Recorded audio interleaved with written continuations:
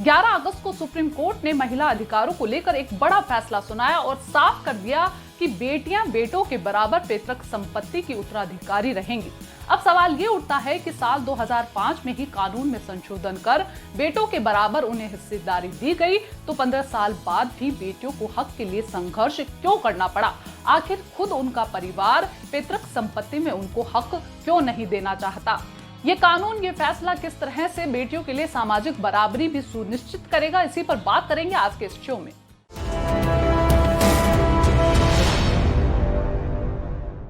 Supreme court के इस ऐतिहासिक फैसले के बाद देश भर की महिलाओं ने अपनी खुशी जाहिर की है। वहीं जानी मानी सामाजिक कार्यकर्ता कमला भसीन का कहना है कि चलो देर से ही सही, बेटियों को कुछ तो मिला।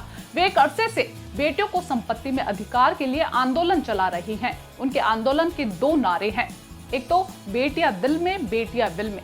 दूसरा है न दहेज न महंगी शादी, बेटियों को देंगे संपत्ति आधी। फिलहाल देश भर में इस फैसले पर चर्चा चल रही है। जस्टिस अरुण मिश्रा की अध्यक्षता वाली बेंच ने कोर्ट में अपना फैसला सुनाते हुए कहा कि एक हिंदू महिला का पैतृक संपत्ति में बेटों के बराबर उत्तराधिकारी होने का अधिकार उन्हें जन्म से ही मिल जाता है। कोर्ट ने यह भी कहा कि यहाँ पर यह शर्त लागू नहीं होगी कि हक मांगने वाली महिला के पिता संशोधन के वक्त तक जीवित नहीं थे। 2005 में इस कानून में संशोधन हुआ।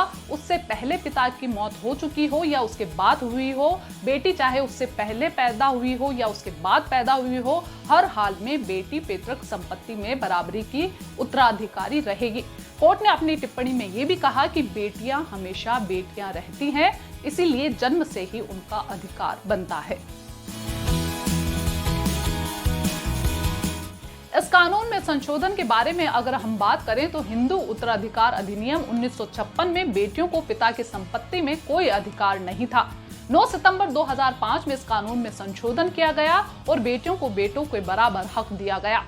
दिल्ली से सांसद और सुप्रीम कोर्ट की वकील मीनाक्षी लेखी का इस बारे में कहना है कि कानून में संशोधन होने के बाद भी बेटियों को अधिकार नहीं दिया जा रहा था। कई सारे फिक्शन क्रिएट कर उन्हें इस हक से वंचित किया जाता था। अब सुप्रीम कोर्ट ने साफ कर दिया है कि हर हाल में बेटी बेटों के बराबर अधिकार रखती है। इस तरह से कोई भी फिक्शन अब क्रिएट नहीं किया जा सकता। दरअसल संशोधन के बाद भी सामाजिक दबाव कुछ ऐसा रहा कि बेटियां इस कानून के तहत अपना अधिकार नहीं मांग सकी। वहीं जो कोर्ट तक पहुंची उनमें 2015 में एक मामला ऐसा भी आया जब कोर्ट ने कहा कि पिता की मौत 9 सितंबर 2005 यानी कानून में संशोधन से पहले हो चुकी है, तो बेटियां ये हक नहीं मांग सकती। दरअसल कानून में नियम भी यही है कि कोई भी अधिनियम रेट्रोस्पेक्टिव नहीं होता। कानून की जुबान में कहें तो इसका प्रभाव भूतलक्षी नहीं होता, यानी कानून में संशोधन से पहले के मामलों में ये लागू नहीं होता। इसके आधार पर भी बेटियां अब तक अपने हक से वंचित रही, लेकिन अब ऐसा नहीं होगा। अब इस कानून को ठीक से समझने की भी जरूरत है। अधिनियम में पैतृक संपत्ति का अर्थ उस संपत्ति से है जो पिता को 4 पीढ़ियों से मिल रही है। इसमें पिता अपनी मनमर्जी से किसी एक के नाम इसको नहीं कर सकते। इसमें बेटों के बराबर बेटियों का अधिकार रहेगा। हालांकि यदि कोई भी प्रॉपर्टी पिता ने खुद खरीदी है तो इस पर पिता का पूरा अधिकार है कि वो वसीयत में किसको ये देना चाहे या ना देना चाहे। यदि वसीयत में बेटी का नाम नहीं है तो वो इस पर आपत्ति नहीं कर सकती। हालांकि वसीयत से पहले ही यदि पिता की मौत हो जाती है तो इस संपत्ति पर भी बाकी उत्तराधिकारियों के बराबर बेटियों का भी अधिकार होगा। इस फैसले को बेटियों के लिए सामाजिक बराबरी का एक बड़ा आधार माना जा रहा है। पैतृक संपत्ति में बेटियों को हक इसलिए भी नहीं दिया जाता क्योंकि भारतीय समाज में बेटियों को पराया धन कहा जाता है। हालांकि सुप्रीम कोर्ट ने ये साफ कर दिया है कि उनके जन्म के साथ ही उन्हें ये अधिकार मिल जाता है।